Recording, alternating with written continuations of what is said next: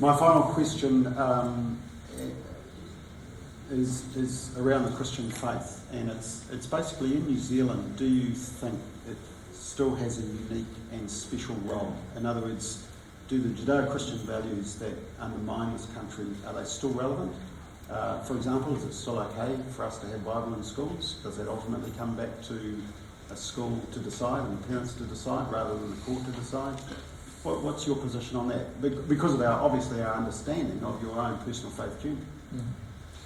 Oh yeah, I think it still does have a particular important role. One of it's historical, and that is that a lot of what are now seen as human rights type arguments are actually based in a pretty core Christian foundation that you should respect the humanity of every single person, and in that sense everyone is equal.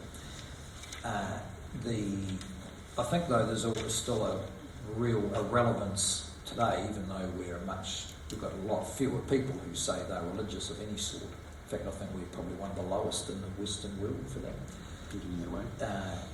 And that is that even I found over time that people still regard that what they sort of loosely term the churches, which includes a whole range of churches, not just the sort of traditional ones, as at least the holders of a moral toolbox that we want to dip into every now and again. So you will see, even if they're not religious, and at times of stress or concern, we sort of instinctively turn to the rituals and the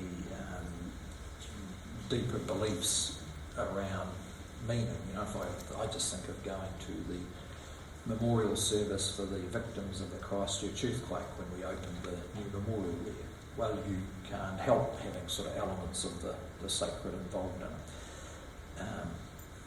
And increasingly those are underpinned here in New Zealand by Māori and Pacific belief. It's not uncommon. I see this in children's sports where you'll see teams praying before games. As far as I know, it's not illegal. Let's keep it that way.